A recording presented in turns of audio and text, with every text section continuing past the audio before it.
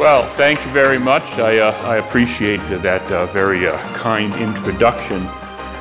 Tonight, or this afternoon, I should say, I'm going to tell you a story. It's a story about the Arctic and how the Arctic changed from something that the explorers of the 19th and 18th centuries would have been very familiar with to something that is now becoming very different.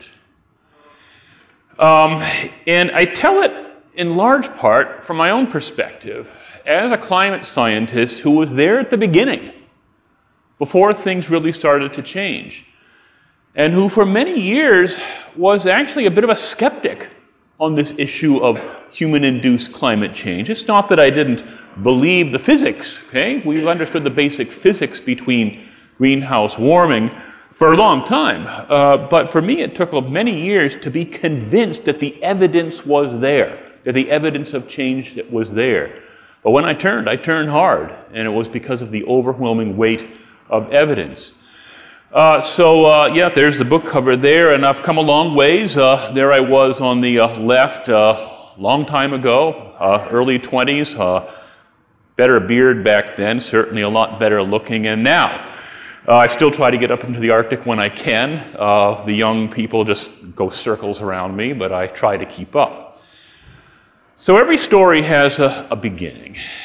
And the beginning of this story is in 1982. Well, so what happened then? Well, I think probably some of us were back around then. It was still a largely analog world. Oh, we had computers. I was pretty good at programming in Fortran back then. I was just about to graduate from the University of Massachusetts Amherst, not Amherst College, ZooMass, as it was known back then. Maybe it still is.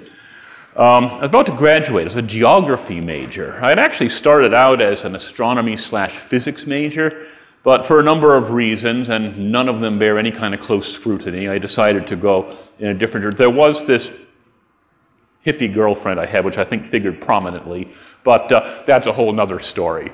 But in any case, I was about to graduate. I didn't know what I was going to do. I was lost.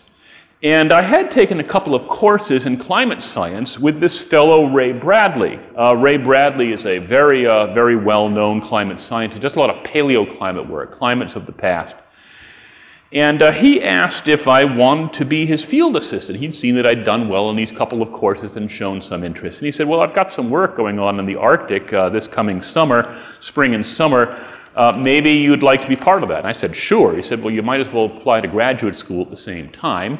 So I said, sure, okay. And so I started to prepare. I think for many of us, well, 1982, it was the year E.T. came out. That's why I put it there. In any case, still a classic movie.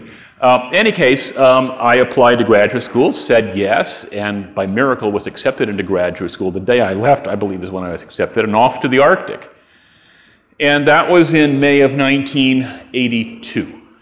And this is a shot from our camp that we had back then. This was actually a couple of months into that first field season.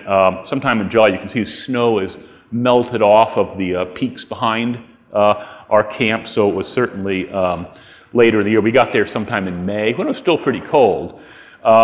We were flying the Canadian flag, right, because we were in Canada, of course.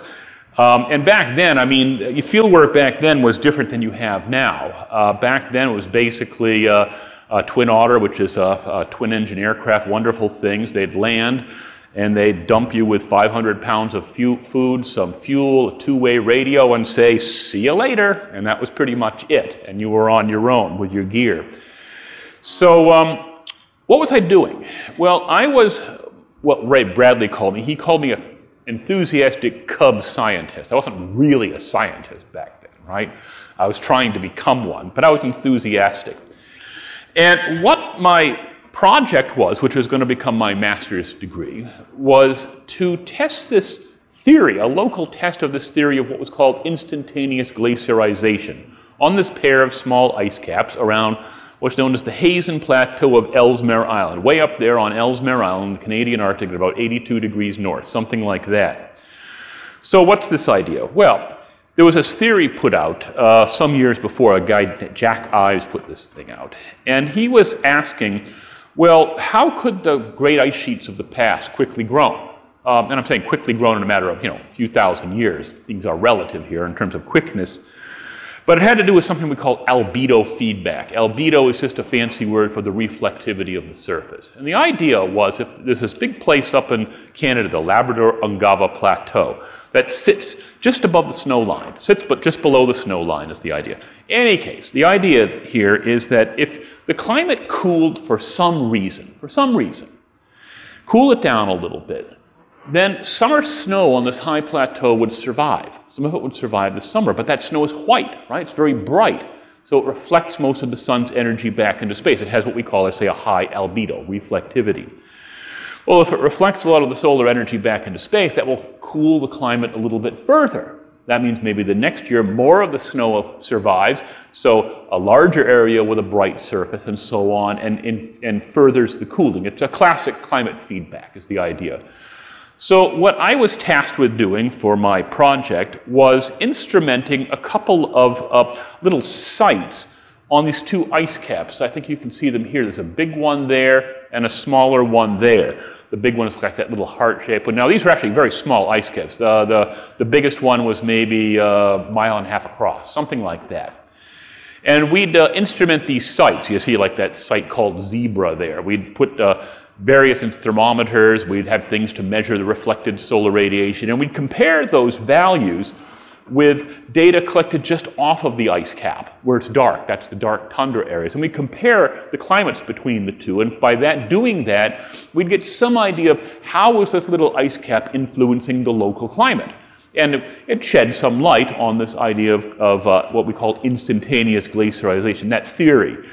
So what you see here, the one you have on the left there, that's an air photo. And that was an air photo that was taken in 1959. That was taken as part of oil exploration, petroleum exploration activities way back then. And they're doing a lot of mapping. So that's what we were doing. And we had a lot of fun with it. That's me making bread, actually, on the ice cap. It was hard because, it's fairly cold and you're trying to knead bread and you're trying to keep the bread warm so it will rise and things like this. And then you'd have to cook it in what they call a Coleman oven. I don't know if anyone's ever used a Coleman oven, but you have these two-burner Coleman stoves if you're camping. They'd have this little box you could put on the top, and supposedly you could bake things in it, right? Well, it had three settings, like slow, medium, and fast, right? It didn't even have a temperature gauge or anything like that. So it was a lot of guesswork, but we had a lot of fun doing it. So yeah, we'd occasionally have some bread. Interesting, those little cans there, those are old civil defense water cans. Back then, you still see them on this building, the civil defense signs, right? You had fallout shelters. And if a proper fallout shelter might be in a building with a big basement or something like this far down, they would have emergency supplies. And one of those was cans of water, such as those. And we kind of repurposed them. But it's interesting, you open up these cans, right, and you look inside, and it would, after the water, it would say to reuse as a commode, right? So the idea is, it's very efficient, right? You drink the water and then you find other uses for it. But we repurposed them for our gear because they were quite tough and things like that. And again, that's our tent in the background. That was used for both we have these little tents here for sleeping, and the big one on the back, not that big, the igloo tent, that was for preparing food or just hanging about. And you use these Coleman burners, right? These Coleman stoves for both cooking and for heat, right? If it got too cold, you just crank it up. Now, we did not think about things like carbon monoxide poisoning back then. You didn't think about these sorts of things back then. Now, at the same time, it was a rather well-ventilated tent, put it that way, so it probably wasn't a danger. But here I was 22 years old. What the heck did I know, right? But we had a lot of fun with it. Well, that's just another shot from that era. You can see I'm standing on this pedestal of ice. What had happened is we were on the ice cap, and then it all melted out around the tent, and so we were kind of on this pedestal of ice, so we kind of had to move it around. So that was sort of the day of moving things around. And that was actually a very rare, clear day up there. Nice blue sky. Photos are a little bit washed out in a sense of the younger people in the crowd may not remember that we used to have this thing called film, you know, that we took pictures with, and you'd have to have processed. So these are my old slides, and I had some of them digitized. But this is a fairly rare, clear day, nice blue sky. Basically, the Arctic is a very, very cloudy place. Sometimes you have nice days, but it's a very cloudy place in general. And we were on the top of this plateau, and so basically we were in ice fog a lot. You know, that was kind of our typical weather back then.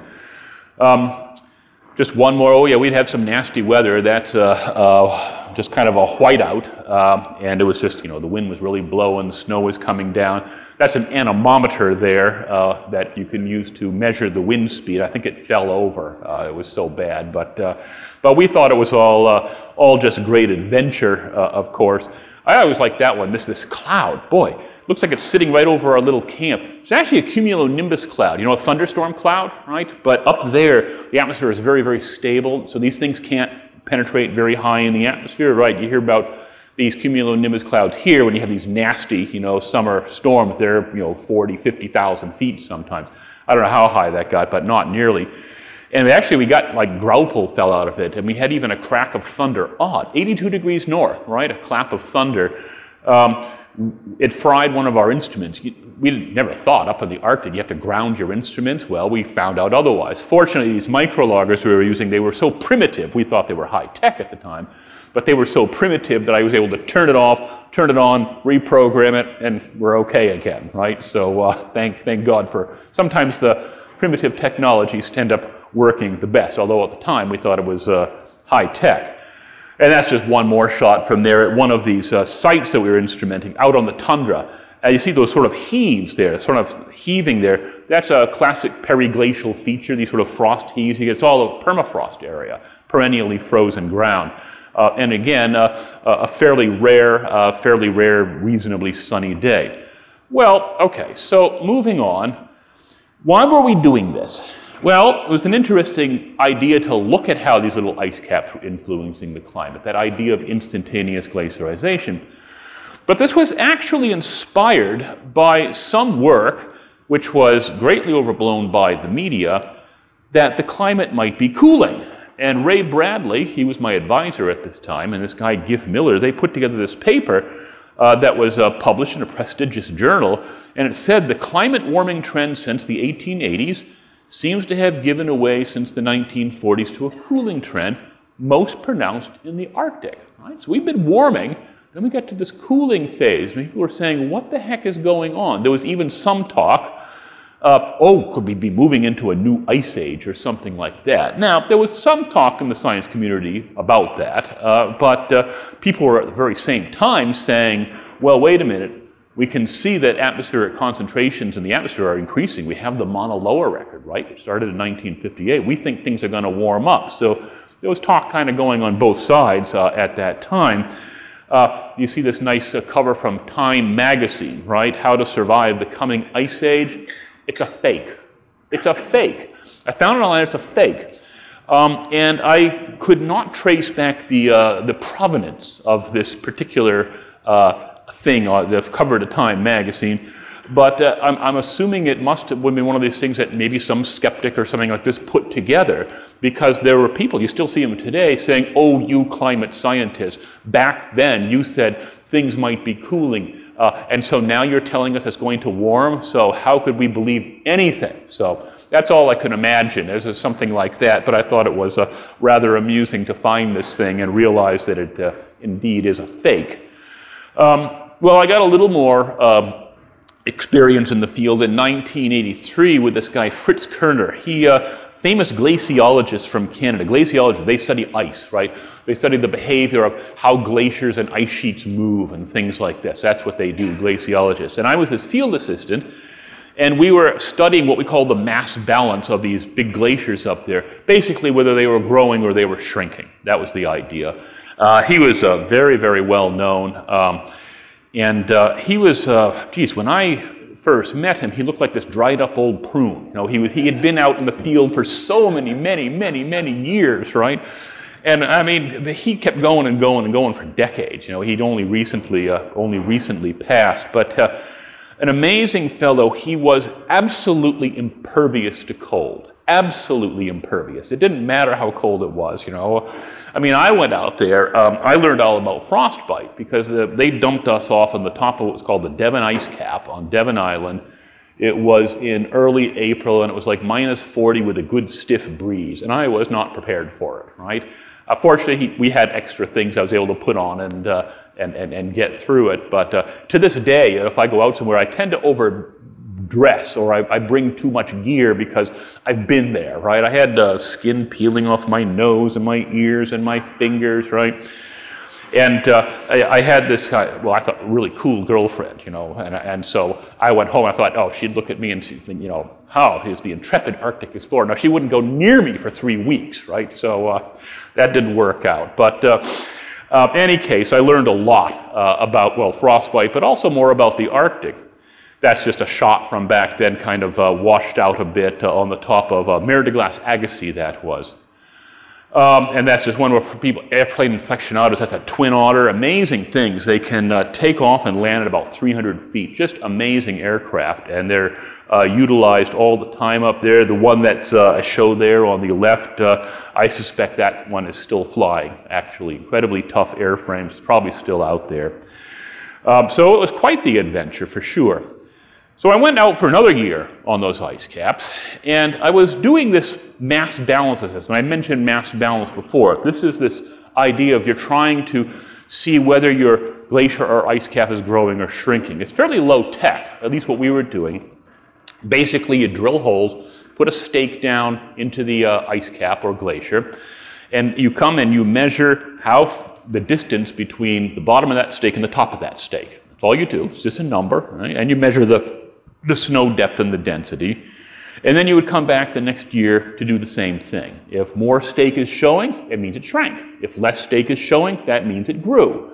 And the idea is we were going to put in this big network of stakes, or we did put in this big network. Oops, get back here. This big network of stakes here. You can see that's my old field book, actually, from the time. If you're a climate scientist like this, you never throw away your old field books.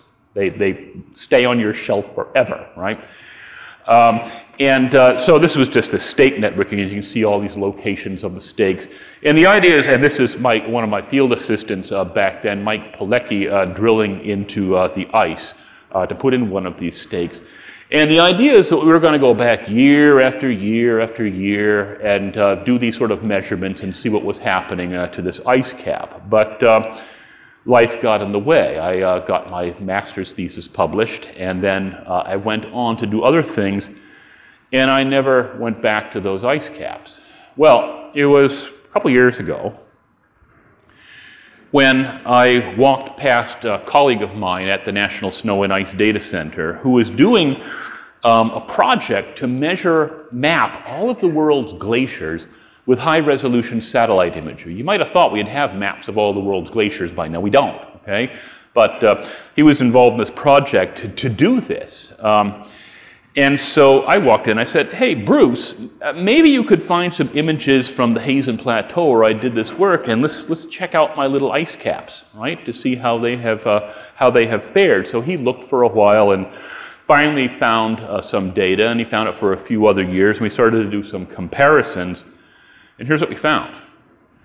So that blue outline of the ice caps, that was what we had in 1959. So you could take this aerial photograph and you could digitize it and you could find an outline of the glaciers, of the ice caps.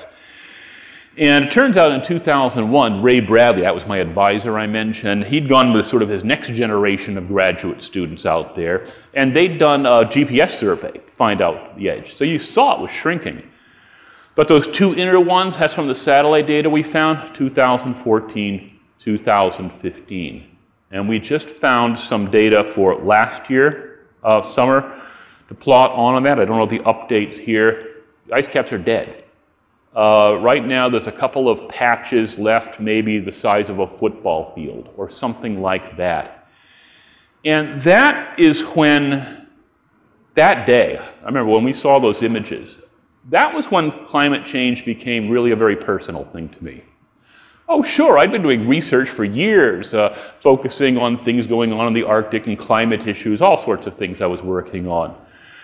And we knew the Arctic was changing. Sure, we did. But that made it personal. You know, to find that my little ice caps are dead. You think of an ice cap as, this is a permanent thing. These don't die over the course of, 20 years or something like this. And it did. It's just crazy. So it became personal at that point. So let's flash forward a bit and ask the question, what does the Arctic look like today? Where are we today? It's certainly not what it used to be.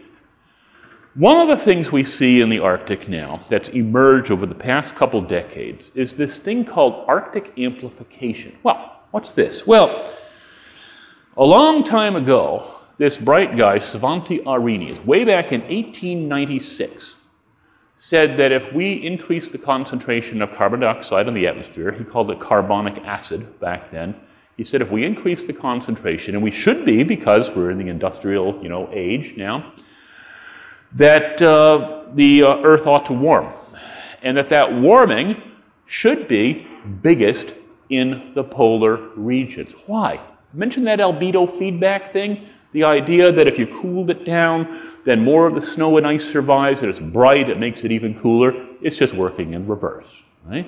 So we have an Arctic, of course, Arctic is snow, right? Snow and ice. And we warm it up a little bit by some mechanism. Well, we melt some of that bright snow and ice cover. We expose the darker surfaces that are underneath. Those darker surfaces absorb more of the sun's energy than the bright surfaces. And so it furthers the warming and causes even more melt. That's what he was getting at. This guy in 1896 basically had this figured out. Now, he wasn't quite right because we know it's not both polar regions. We know it's really the Arctic that's driving the show right now. The changes we see in the Antarctic are slower. Okay? They're emerging. We just saw something this morning about how the Antarctic ice sheet loss is accelerating, right? But right now, the big changes are in the Arctic. The Antarctic is following. It's kind of the 800-pound elephant that is starting to stir, okay? But basically, this guy, Svante Arrhenius, had it pinned down in 1896 what was going to happen. Well, here we are right now. This is looking at the temperature change over the planet from 1960 to 2017. It's a linear trend analysis. It's just kind of a straight line fit, and it's showing what the changes has been since then. And what you see is in the warm colors, that's where it's warming over this period. And what you see, of course, is just about everywhere is warming, right? Global warming, right? But it's not even across the globe, right? Some places have warmed more. Some places have warmed less. Where has the biggest warming occurred? In the Arctic, just as he had predicted. And when our first climate models were coming out, back in the 1970s, Jim Hansen, who will be here tomorrow, might talk about that. He was one of the early developers of these models. They were all saying that this should occur at some point when we load the atmosphere with carbon dioxide. Here we are, right now. There it is. The Arctic amplification has emerged. A really clear case of theory being backed up by observations. I mean, it's just, we thought this was going to happen. It did. It's sort of a case where I hate to say we told you so, but we did. Right? It's exactly what happened. Well, there's a lot more going on.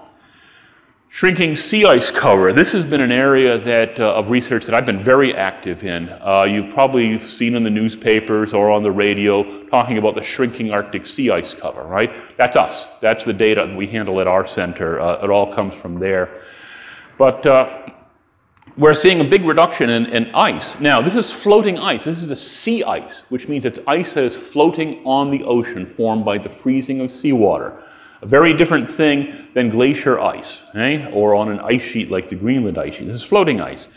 It's a very sensitive indicator of climate change. And what I'm showing here is what you have in the sea ice cover is that it will grow through the autumn and the winter, right? Because it's winter in the Arctic. And then it will shrink, it will melt through spring and summer. You get a maximum typically mid-March. The minimum is usually sometime around mid-September. And this is just showing the sea ice at the minimum for both these years. It turns out that looking at the sea ice cover at the September minimum is really the best time of year to look at the overall health of the ice. It's really saying, well, all of the growth has occurred through autumn and winter, and all of the melt has occurred through spring and summer. What do you got left, right? That's end of summer, September, kind of the best time to look at the health. And here's where we were back in the 1980s. This was sort of a typical year. September 13, 2012 still holds the record. We've lost something like 40% of the ice. Oh, it's variable. We recovered a bit after 2012. Now we're going back down again. It's a variable thing, as climate always is. It's always been and always will be a variable thing. But it's one of the most pronounced indicators of what's going on in the Arctic is this shrinking Arctic sea ice cover. It's related to coastal erosion. If you are living in the Arctic along the coast, you are on the front lines of climate change. You are not looking at it as something that's mysterious or theoretical. You are dealing with it, okay? Because your village is eroding into the sea. Okay? What's happening here is that we've lost a lot of this summer ice cover. And it used to be that a big summer storm would come through, but the wave action would be limited because the ice basically decouples the atmosphere from the ocean, so you limit the waves. Well, now you go to like Point Barrow, Alaska, at the end of August, there's no sea ice for hundreds of miles. So now that storm comes through, big waves. It's not only that, the waters are warmer. Why does that matter? Right? Because a lot of these coastal bluffs, like you see in a lot of the Arctic, okay, is sediments that are glued together by permafrost, perennially frozen ground. So now the waters are warming, so it's not just a mechanical erosion, it's a thermal erosion. It's thawing the permafrost. Not only that, the permafrost itself is starting to warm and thaw. So you've got basically a triple whammy going on here. The village of Shishmaref, Alaska, kind of the poster child of coastal erosion, is being moved because it's eroding into the sea. So this is a very real thing. In some of these areas, like this is on the Beaufort Sea coast of Alaska, the coast is eroding back like, 25 feet a year, something like that, right? It's a very big thing. I mentioned permafrost. Permafrost throughout the Arctic is warming. In some areas, it's thawing. Well, and when permafrost thaws, you can get dramatic changes of the landscape such as you have here. Permafrost doesn't have to have a lot of ice in it. As a matter of fact, the definition of permafrost is just that ground temperatures are below freezing for 2 years in a row. You don't even have to have ground ice to have permafrost, technically. But a lot of permafrost does have ice. And when that permafrost thaws, those ice lenses and layers, things like that, melt out, and that's what can happen. Massive changes to the landscape. You're seeing things like this around Fairbanks, Alaska, which is technically subarctic, but buckling roads because the permafrost is thawing. But you're now seeing at risk a lot of infrastructure. You might have seen pictures somewhere of buildings that are kind of falling apart because the permafrost thawed underneath them. Bridges collapsing. Think about road networks, right, in the north, runways, okay, which are mostly gravel up there in the north as the permafrost thaws. So you've got some big issues going on there. And melting Greenland ice sheet, that's another biggie. Now, if you lose that sea ice cover, right, you melt that sea ice cover, that actually doesn't do anything to sea level rise because that ice is already floating. It was formed by the freezing of seawater. It's the idea of like if you take a glass of water, put an ice cube in it, make sure it's floating, measure the level of that water, come back an hour later, when the ice cube is melted, the level's the same, right? Archimedes principle. So what happened is just that as the ice melted into liquid water, it just filled the very area that it had formerly displaced, the volume that it had formerly displaced. It doesn't have anything to do with sea level, but this does, okay? Melting of the Greenland ice sheet and other Arctic ice caps and glaciers, right? Greenland ice sheet is melting down. It's also discharging more icebergs into the ocean. So it's a combination of melting, more iceberg discharge, and it's one of the planet's biggest contributors to observed sea level rise. Other Arctic glaciers and ice caps are doing the same thing. My two little ice caps, oh yeah, they contributed. They contributed in a tiny, tiny, tiny way. I mean, these were just tiny, tiny little things, my ice caps, right? But they were very personal to me. But the Greenland ice sheet is definitely losing mass, contributing to sea level rise. And Now we've heard, of course, this morning, like what was happening to the Antarctic ice sheet, right? Going faster than we thought it was previously. Well, all right. So these are among the big changes that we've seen unfold in the Arctic over the past several decades. So how did this all happen? When did this all start? Right? Everything has a start to it. So when did the Arctic begin to stir? That's the question. Well, it took a while. This, despite that 1960s cooling, right, that led to my master's degree, there was growing acceptance that as we increased the load of carbon dioxide in the atmosphere, things would warm up. But even by 1990, when that first IPC assessment came out, the Intergovernmental Panel on Climate Change, right, the first assessment came out, the evidence was spotty, right? We thought we'd start to warm up, but the evidence that it was there was really pretty spotty, especially in terms of the Arctic. So now I put this figure in here because this is a map of temperature changes across the Arctic. So if your geography here, I think you can recognize part of the United States, okay, on there in Greenland, and then of course on the other side, Vladimir Putin's territory, right? This is a map of temperature change from 1960 through like the mid-1980s, I think through 1986 it is, right? And just looking at that temperature change, I showed you a map before, right? This is just from 1960 to about 1986. The areas in red is where it was warming. The areas in blue where it was cooling. What do you see? A mix, right? Some areas warming, some areas cooling. Exactly the sort of thing we just expect from good old climate variability, right? Just like, right, here in New York, you might have a winter where it's really cold and you get a lot of snow, right? And the next one is much warmer and it's just rain or something like that. That's just the natural climate variability inherent to this system that's always been there and always will be with us, right? And back then, we were just looked to me like we were just looking at that kind of variability. Some areas warming, some areas cooling. You'd have changes in atmospheric circulation, bringing in warm air one area, cool air in another, okay? In other words, nothing really to write home about, right? That's what we were looking at then. What were people in the climate community talking about? I talked about, you know, going forward a couple of years, I said, well, like, tell me what was going on in like 1991, 92, from your perspective. So here's Jim Overland. He's NOAA, so he's back at work now, right? And he's been doing climate research since the 1970s. He started out way before I did, right? We've written a few papers together. He said in 1991, 92, we did not see or think much about Arctic changes, right? It was all variability. Marika Holland, a close colleague of mine, she's a climate modeler at the National Center for Atmospheric Research, and this in Boulder, Colorado. She was just starting out in her career, and she says she wasn't thinking too much about Arctic change. It seemed like everyone was discussing this future climate, which seemed so far away. You know, she just wasn't seeing. We just weren't seeing it back then in the early 1990s. This change that we certainly expected would come upon us. So I got a little more field experience in about that time, 1991, 92. I was, by this time, a young scientist at University of Colorado, Boulder, NSIDC. And here I was working with some Canadian grad students. We did get some time for play. See, I think my form at golf was quite good there. We had these golf balls, we'd paint them orange or black so that we could see them. It was kind of odd because we were in Polar Bear Alley, was theirs, and so one of us would, you know, have the golf club taking their shot, the other one would be watching over with a shotgun, right, that sort of thing. And we had a lot of fun at it, though. There are, I always avoid stereotypes, but there is one stereotype that is true, and it concerns Canadian grad students, right?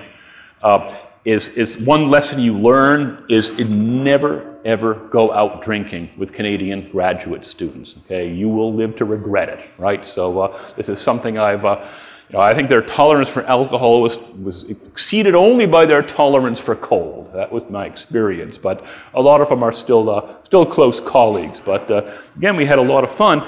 And well, what happened? In the June of 1991, Mount Pinatubo blew. And When we were with these students, like in 1991, we came back in 1992 to a different world, right? Because Mount Pinatubo had blown in June of 91, and we came back to a different world in the Arctic. We never had a summer up there in the Canadian North where we were. Never had a summer. Because what Pinatubo had done, right, was put all this gunk high in the stratosphere, right? Sulfate aerosols, right? It blew its top. And it was the last thing on our minds. And it was around then, even a year later, where I was author on this paper published in the journal Nature, rather good journal, where what we did was we analyzed temperature data from around the Arctic. We were looking at balloon data, what we called radiosonde data. Right? And this was our conclusion, right? We do not observe the large surface warming trends predicted by models, and we indeed significant cooling trends over parts of the Arctic. Wow, where's the global warming, right? Not here, right? Not from the data that we've been collecting. We went up there after Pinatubo, my gosh, right? It was sort of the summer without a summer. It was crazy, right? But that's the way that we were thinking, a lot of us were thinking. But hints started to emerge. And the first hints that the Arctic really was starting to warm up came not from air temperatures, but a warming ocean. There was a fellow still around, is Detlef Codfossil, well-known oceanographer, Arctic oceanographer.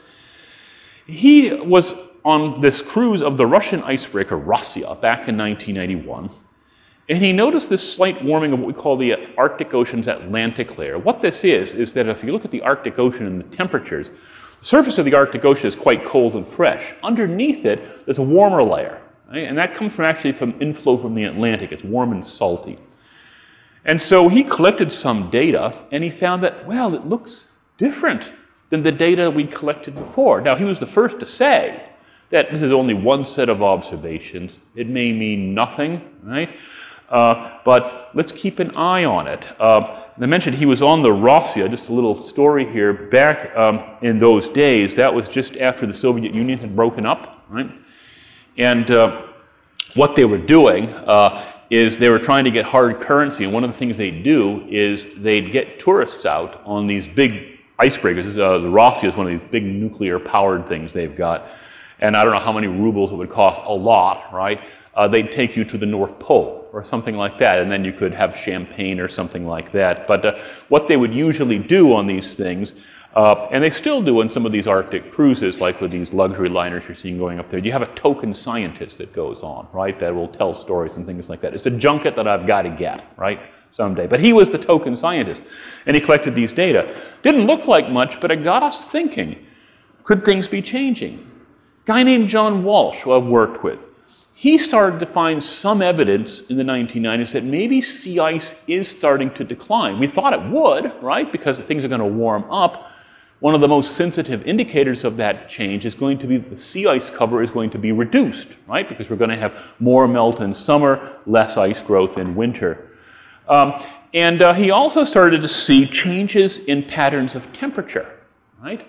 Some areas significantly warming, but some were still cooling.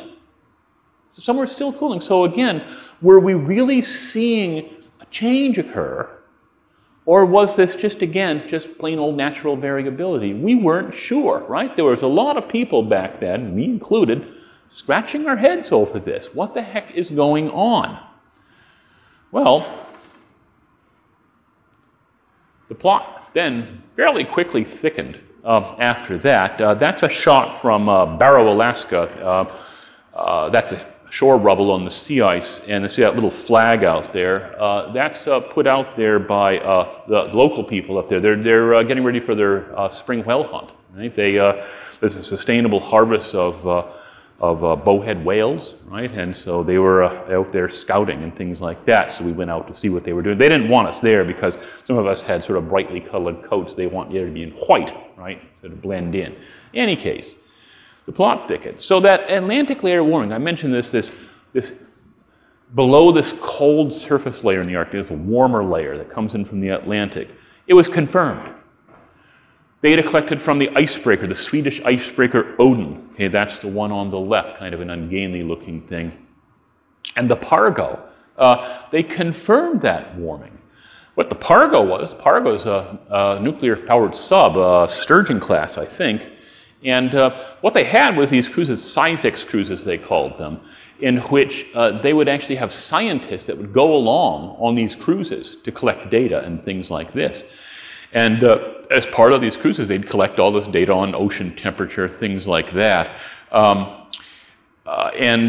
yeah, it looked like that Atlantic layer warming was starting to firm up, right? But the Arctic also now seemed to be changing in other ways as well. Paleoclimate evidence. Paleoclimate evidence. Paleoclimate is a study of past climates.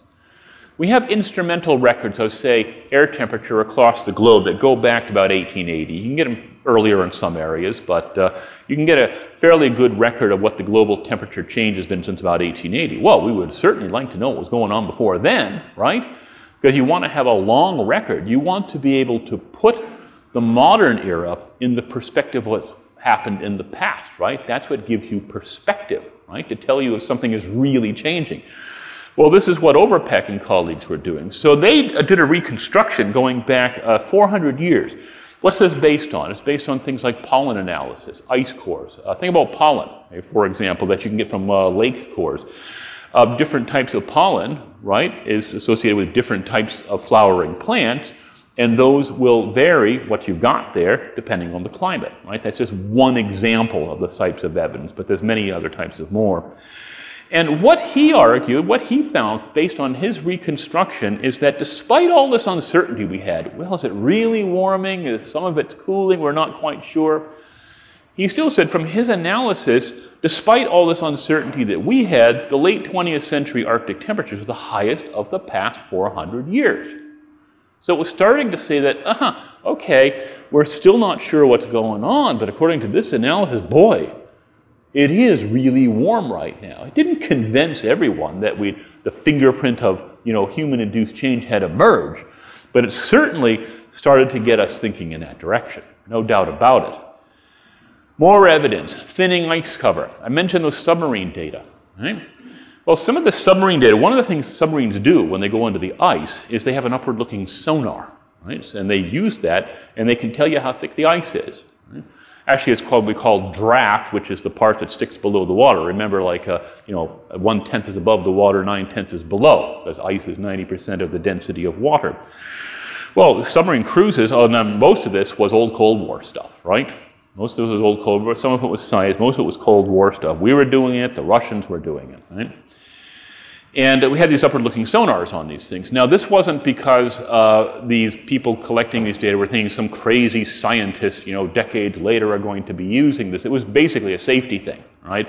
They needed to know if they got into trouble, they needed to find a fairly thin place in the ice cover that they could surface, or what we call a lead in the ice cover, an opening in the ice cover. In any case, what this guy Drew Rothrock did was that he compared earlier data that had been collected from 1958 to 1976 with more modern records that he was able to get. And a lot of this was stuff that had become declassified. Some of it was, Al Gore actually had a lot to do with that, getting some of this stuff declassified. In any case, so the stuff in the blue was the drafts that we got in the earlier part of the record, 1958, okay? Why that's not auspicious here, that was the Nautilus, right? The Nautilus was our first nuclear-powered submarine, and it did this under ice cruise as part of what they call the International Geophysical Year, but it was basically Cold War stuff, right, to show off our capabilities. In any case, the bars in the blue is from that early data, and they've been put together for just different parts of the Arctic. But just look at that middle one. That middle one is kind of the North Pole region. Well, okay, back in the old days, right, that ice was something like 3.5 to 4 meters thick. Right? Call it 3.5 meters thick, right? That's 12 feet, something like that. You do the conversion, okay? Remember, a little more than 3 feet in a meter. That's typically how thick sea ice can get. And it can get a little thicker than that, depending on where you are. But now the red ones are the ones for the more modern, the later data. A remarkable difference. All of a sudden, it looked like, my gosh, now we've got the data. We're saying that, my gosh, the ice cover is getting thinner. Why would it get thinner? It doesn't grow as much in winter. It melts more in summer. Started to make sense in terms of some of these other changes that we'd seen. So the plot definitely thickened. But still, if you look back on this, it still wasn't clear what was going on. This guy, Jim Hurl, comes around, then a young scientist at NCAR, National Center for Atmospheric Research. He said that basically everything that we're seeing can be explained by a shift in the patterns of atmospheric circulation, something called the North Atlantic Oscillation. Okay, we don't have to go too deeply into this, but the issue is, we know from just simple observation, right, that the temperature we have, say for a month or something like that, very much depends on just what the wind patterns are, patterns of atmospheric circulation, right? Are you in a cold ridge? Are you in a warm ridge? Are you in a cold trough, right? That cold trough that brings snow and things like that. And this relates right back to the observation, right? Some winters on Long Island are, cold and nasty. Some of them aren't, right? They're warmer, right? Well, what Jim was saying, there had been this shift in what we call the North Atlantic Oscillation. Just think of it as a big pattern of weather variability that just shifted in such a way to bring a bunch of warm air into the Arctic. And that was it. Just a shift in the winds. Well, wait a minute, so how does greenhouse warming fit into this? Didn't have to, right? Didn't have to.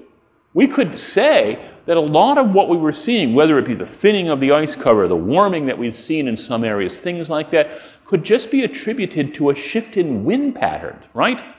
No need to invoke the satanic gases, right? Well, wow. So as soon as this study comes out, we're saying, oh my gosh, this is still not clear to us. We are still puzzled by this.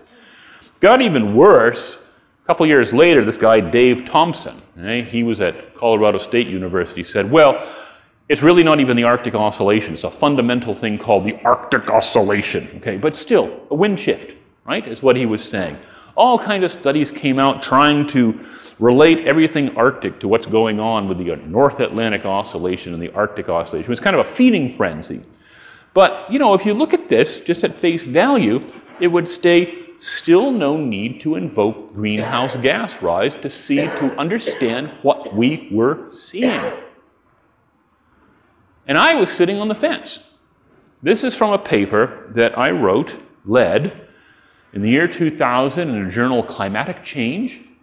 And that's what we said in the abstract of the paper. The abstract of a paper, that's just the first part that kind of summarizes it. It said, taken together, these results, what we had done on this is that we had made an effort to take all these different data sets and analyze them for evidence of change, to see what they were doing. And we looked at all these data sets, and we found, yes, there were these coherent patterns of change, less sea ice, general warming, things like this, warming of that Atlantic layer, reduced ice thickness, all those sorts of things. And they were pretty much consistent with each other, but again, as we said here, these results paint a reasonably coherent picture of change, but their interpretation as signals of enhanced greenhouse warming is open to debate. We weren't confused. Now, still weren't sure. Well, this is how science should work, right? We are trained to be skeptical. We want to see evidence. And when we looked at the evidence, we just weren't seeing it. We weren't seeing that there's clearly a fingerprint of anthropogenic climate change here. We weren't seeing it back then.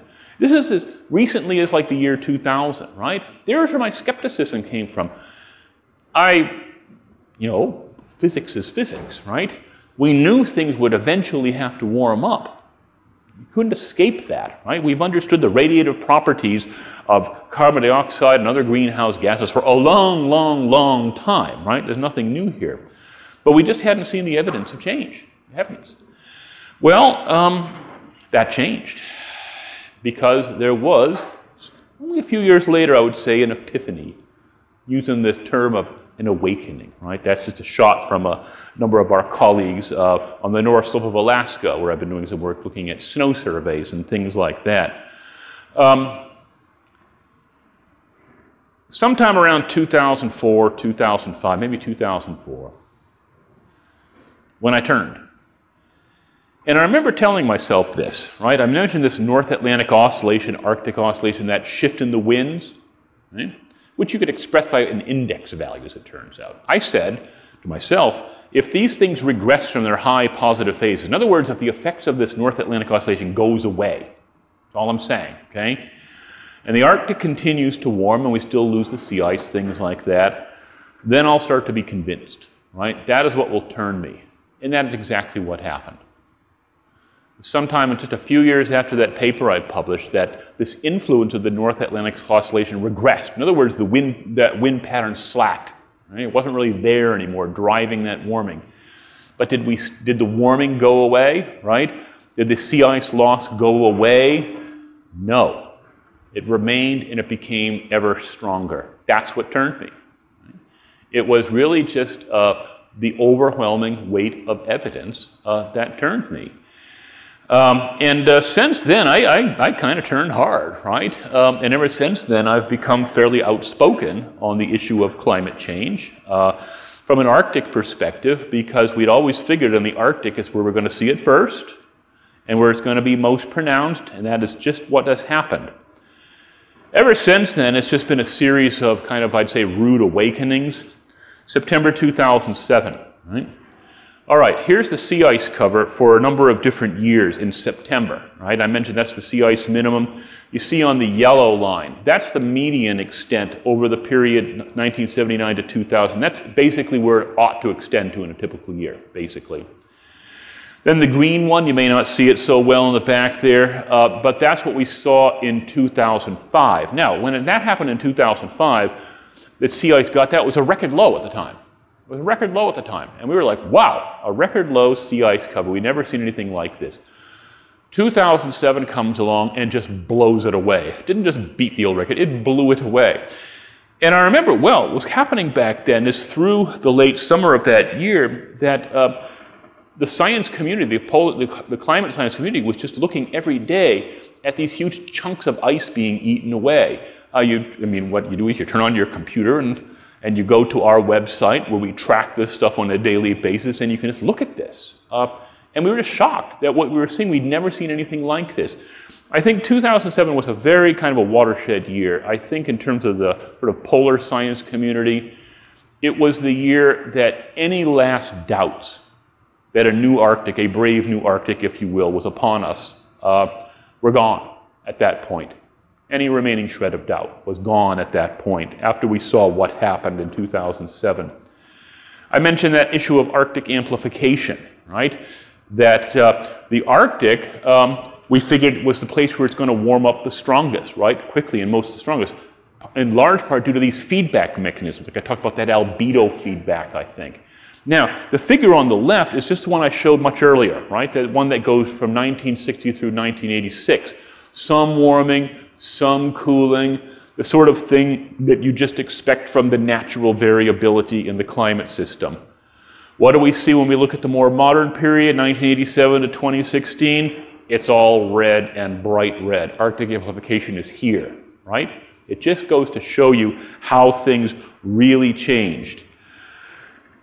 Wild cards out there, things we're looking at now. You've probably heard of this. This idea that a warming Arctic can actually have influences on weather patterns in middle latitudes. These are the sort of things we're looking at now. How does this work? Well, if you just think about how the weather machine works, why we have weather, why we have storms and warm fronts and cold fronts, is that the atmosphere is always trying to do its job of transporting heat from the lower latitudes where it's warm to the higher latitudes where it's cold, right? What happens, of course, is the sun don't shine as strongly in the Arctic as it does in middle and lower latitudes. That sets up a big temperature gradient in the atmosphere, big pressure gradient in the atmosphere. The job of the atmospheric circulation, weather, is to transport heat from the low to the high latitudes. Well, if we warm up the Arctic strongly, like we are through Arctic amplification, you're basically messing with that temperature gradient. So the argument is that we can have shifts in the jet stream, very wavy patterns, so that, for example, at the same time that Chicago's in a deep freeze, out in Alaska it's so warm they got to change the start of the Iditarod, things like that, okay? Still controversial. Some scientists say, absolutely I see this, right? Some scientists say, I'm not so sure, but it's a big area of research. Permafrost carbon feedback, that's another one people are looking at. If you look at these carbon, the Arctic, it's underlain by permafrost, but that permafrost has a bunch of carbon in it, right? Old peatlands, things like that, that's frozen. You warm up the permafrost starts to thaw, the little critters, the microbes in the soil become active. What do? They breathe. What do they breathe out? Carbon dioxide. or methane, depending on whether it's an aerobic or an anaerobic process, increasing the atmospheric load of carbon dioxide to further the warming. It's a nasty one out there because once the genie is out of the bottle on something like this, you really can't stick it back in. Questions. When will this kick in? How strong will it be? Will it kick in 20 years? And if so, will it be a little thing or will it be a very strong thing? We don't know. Right? The Arctic has gotten the attention of our government. The US Navy is all over this. I've talked to Navy people. They say, I don't care why we're losing the sea ice cover. What I see is I have a blue ocean now I didn't have before. I've got to deal with it. Right? Navy's put out a new roadmap to prepare themselves for this new Arctic with much less sea ice in it. We can go forward. Commercial shipping we're starting to see happening in the Arctic. Maersk, right? The biggest shipping companies in the world. They send their first cargo ship through what we call the Northern Sea Route. That's the route along the coast of Russia that would normally be closed, but now with less sea ice, it's navigable. Now, the Russians have been operating up there for a long time, but now you're seeing it regularly open towards the end of summer. You can get ships through there. Right? Maersk says it's just experimental. Reuters News, they're saying, well, maybe this is going to become a mini Suez Canal. Because you can imagine, for example, you've got your boatload of Toyota Priuses, right? And instead of going through the Suez Canal or the Panama Canal, whatever route you need to do, you take it right across the Arctic Ocean because you've got less sea ice there and you can do it. Right? It's savings of food, savings of fuel, which means savings of cost, right? This is actually happening now. Tourism. Hey? You may have heard of the Crystal Serenity that went through the Arctic Ocean summers of 2016 and 2017. They went through the Northwest Passage, what we call Amundsen's route of the Northwest Passage. Yes, Amundsen conquered the Northwest Passage way long time ago, back in the early 1900s. But it took him and his hardy crew 2.5 years to do it. The Crystal Serenity went through there without a hitch in a week. Right? Big cruise liner. Okay? It's like 68,000 gross tons, 820 feet. This is like aircraft carrier size, even bigger. Right? I think the berths were like something like 40,000 a pop or something like that. Right? You can go through there, raise awareness of climate change or something. This is the junket I got to get on, right? To be the featured scientist that can go on that, right? We'll see. I'm going to try and write him a letter soon. But you're seeing that. Resurgent Russia, right? Russia's capabilities in the Arctic are way, way ahead of ours. Now, they've been operating, of course, along the Russian coast, which is Arctic, for a long, long, long, long time, right? So you'd expect they have good capabilities, but they're way ahead of anything we've got. We've got something like 1.5 icebreakers in the U.S. We've got the Healy, which is fairly young. Then we've got the Polar Star, which is kind of not there. Canada's not doing that much better. The Russians have a huge fleet.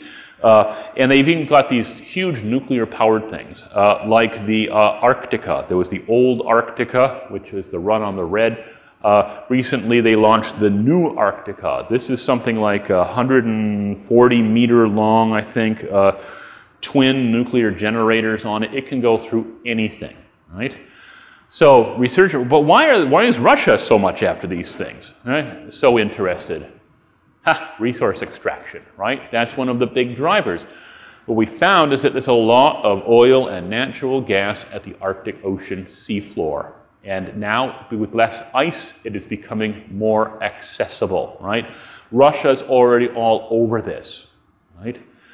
Okay, we've got our own resources in north of Alaska in the Bering Sea. Of course, we've been drilling along the North Slope, right, for a long time, right, Prudhoe Bay area, but now we're starting to go out further into the ocean, the Beaufort Sea, maybe into the Chukchi Sea. There's been a lot of exploration activities, but yeah, it's a matter of price, right? Will it be economically feasible to do this? The Russians are saying, hey, it is for us, for sure, right? With us to go offshore, it's not quite clear. It depends on what oil and natural gas prices are, things like that. But it's just interesting how the issue of climate change in the Arctic, climate change and geopolitics have just gotten like that up there. It's you're seeing doctoral theses written on this very sort of topic because it's just sort of this great experiment, not I shouldn't say great experiment, but this experiment that's now unfolding before our eyes of how climate change and geopolitics start to interact with each other, and we're seeing it in the Arctic. So to end this whole thing, you know, if you look, I go back to those little ice caps that I became so familiar with back then. I mean, I knew every square inch of these ice caps back then. I kind of called them my ice caps. They were the Canadian government's ice caps, but you know, I thought of them as mine. But I think back to them almost every day, and they are just inconsequential victims, right? It's just a drop in the bucket for sea level rise or something like that. You know, nobody else is going to miss them, but I do. And you know, I'd like to go back there someday and see what is left. I think there is a cache with half a bottle of Jameson still in it. But I'd really like to go up there to see what was, you know, because I think, as I say here, I think they do deserve at least a decent burial. So, thank you.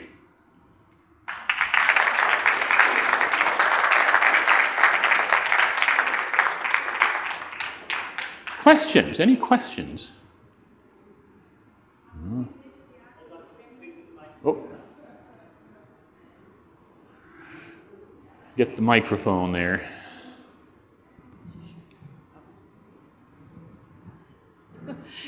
Sorry, I was just making a joke. How could you litter the Arctic with Jamesons, leaving your rubbish behind? Sorry, that was just a joke.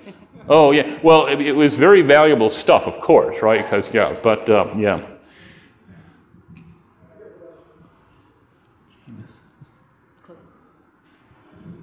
So I'm wondering about, like you said, about the permafrost and how much carbon will be emitted and stuff like that. Are there any precautions or anything in the works if the carbon emissions become huge? Because that's going to be a tragedy. So do you know of anything in the works to, well, if it gets really big? In terms of the permafrost thaw, no. I mean, if you're going to handle the permafrost thaw, right, you've got to handle the bigger problem of anthropogenic carbon emissions, right? If you don't handle that, right, then you can't handle the permafrost thaw. It's just going to follow and it's going to make the problem worse. That's why I sort of say, you know, once the genie's out of the bottle, it's really hard to put it back, right? So that's the thing, you know, and it goes back to, you know, you got to get to the root of the problem. There's been talk about things like geoengineering, right? And the most you hear a lot of talk about is you're going to put sulfate aerosols up in the stratosphere to simulate what a volcanic eruption does, right? To cool things off because it scatters solar radiation. And it's a fool's game because you're not solving anything. You're just putting a Band-Aid on it.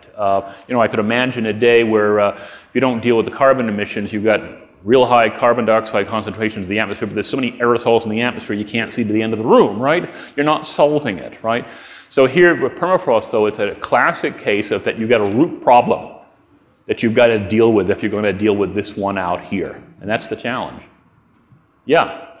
I'm not an expert on this at all, but I recall that last year, like a 11-mile piece of the Arctic ice cap broke off. Mm.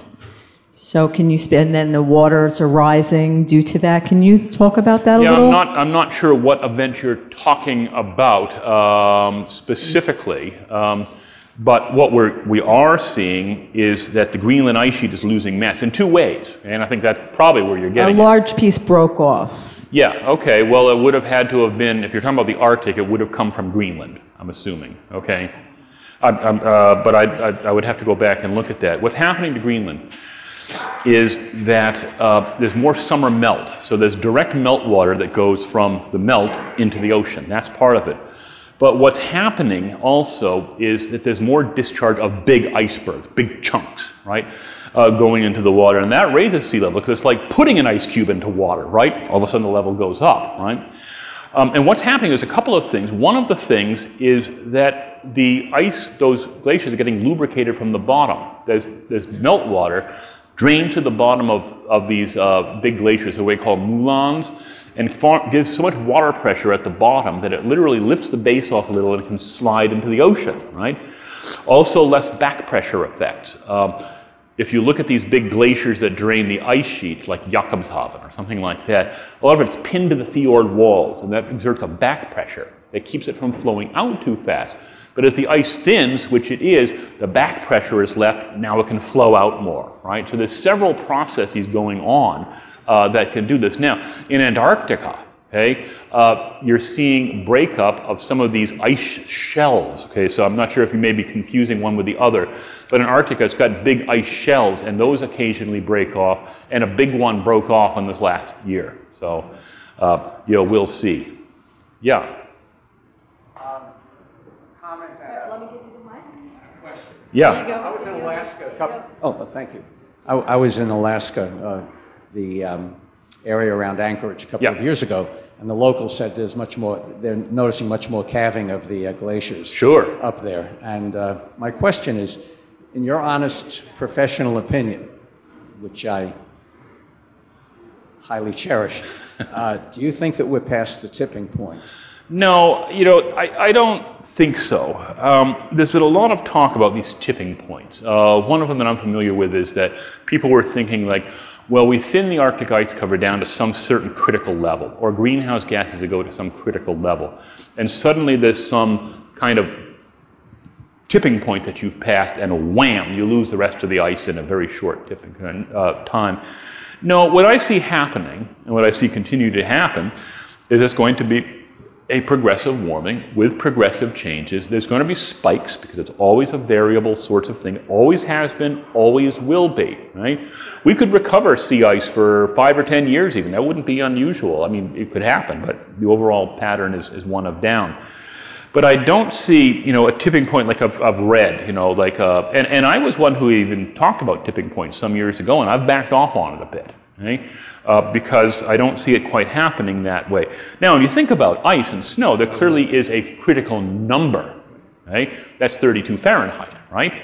That once you start to exceed that more strongly, then, yeah, things start to change quickly because then you start to melt, okay? But in terms of just some tipping point, at least in terms of climate, I don't really see it myself. Now, there are real concerns about ecosystems, right?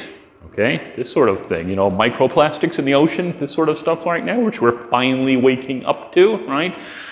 What's going on there? I'm not an ecologist, so I would have to listen to them.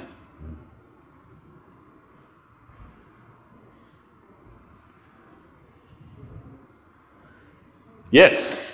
Okay, I'll be the one to ask about geoengineering and that they're engineering the weather in order to do all kinds of things. Any comments on that? Who's modifying the weather? I'm not an expert. Are you talking about chemtrails? No, I'm talking about chemtrails is absolute nonsense. Right? Yeah. I'm sorry, so what do you... Well, what they call geoengineering, which is changing the weather patterns in order to... I'm not an expert on it. Well, to mitigate change, right? Yeah. Yeah, well, I mentioned that before, that there's a number of geoengineering approaches that have been talked about, right? We need to be studying them. Absolutely, we need to be studying them because we do need to be ready if things really do go bad, if there is a tipping point, right? Right? We need to be ready. But the real concern within certainly in the mainstream science is the law of unintended consequences. You try to solve one thing, you cause bigger problems somewhere else, okay? You load the upper atmosphere with sulfate aerosols in an effect to try and cause cooling, okay, to offset the greenhouse warming, but then you cause massive drought in Africa or something like that. Unintended consequences. This is always the problem with geoengineering.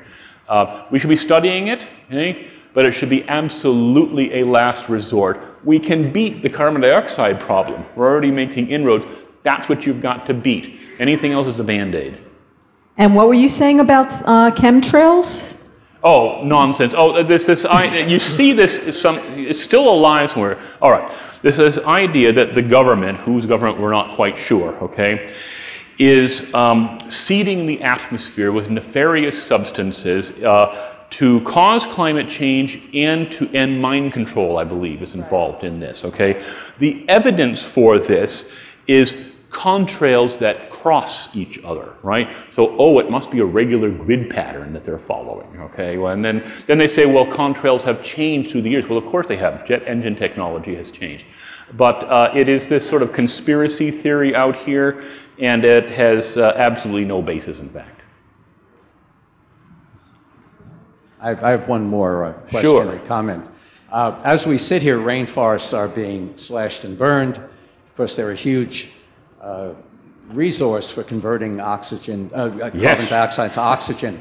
Are any governments really stepping up, like Brazil, which has the Amazon, and Indonesia? I know they're tearing down rainforests for palm oil plantation, seeding, we're whatever. We're seeing signs, but certainly not anywhere where we need to be. You know, 'cause what we have right now is that if you look at the greenhouse gas emissions, anthropogenic greenhouse gas emissions, and per year, say, and you compare that to the observed rise in carbon dioxide level, okay, it's only about half what you'd expect, okay? That's because a lot of it's being taken up by the ocean, right?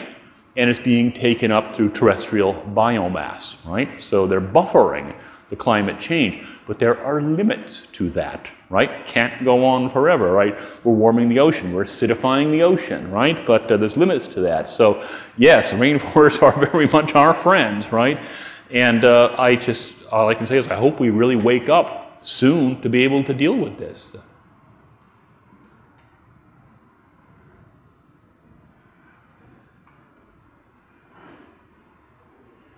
Any more questions? We're getting towards the end here. We have ice cream coming up. Organic ice cream. I have a question. Yes. What would you say is the most important, like if you were going to say one or two things that the public needs to know about the situation with the Arctic? I would say that it's real. I guess what I would say is we had long thought, we had long theorized the Arctic is where the change happens first and where it is biggest, okay? And that is exactly what it has happened, okay? So in other words, the take-home message is we know what we're talking about. I guess I could put it in a nutshell, right? That's what theory was telling us, and now it comes out, right? There it is, and so we see it, and we feel vindicated at some level that we were right, okay? But that doesn't make us feel any better.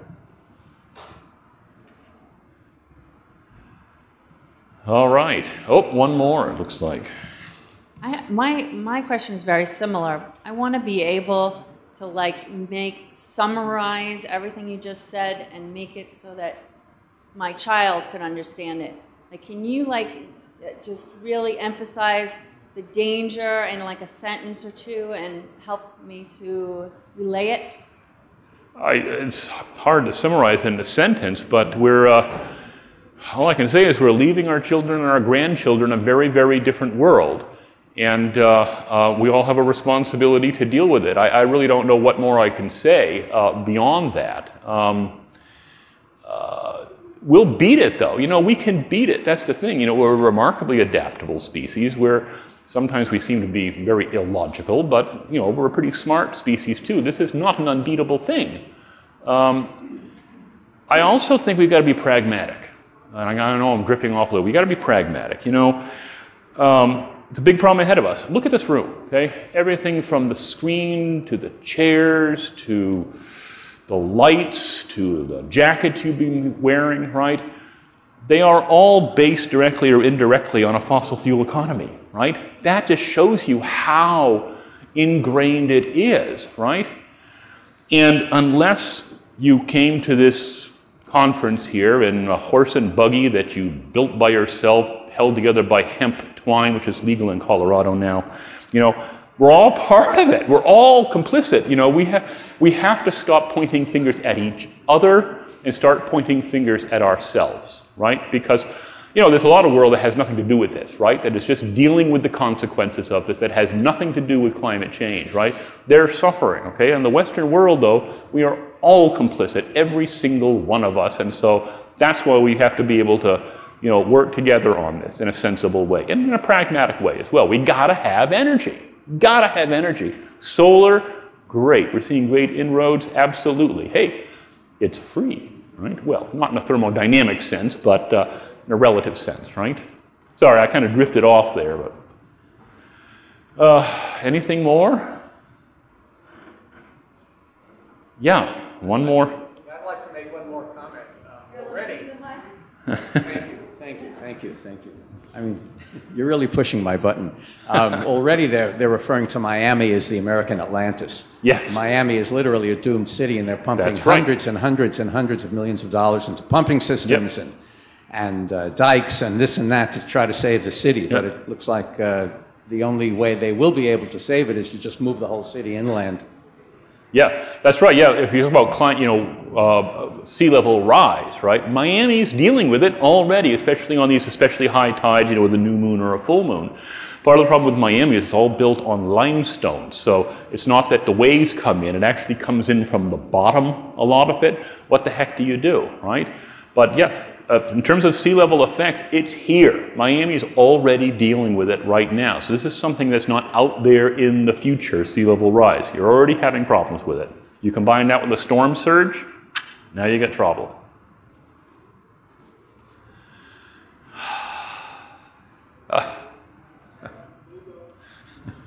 Lots of questions.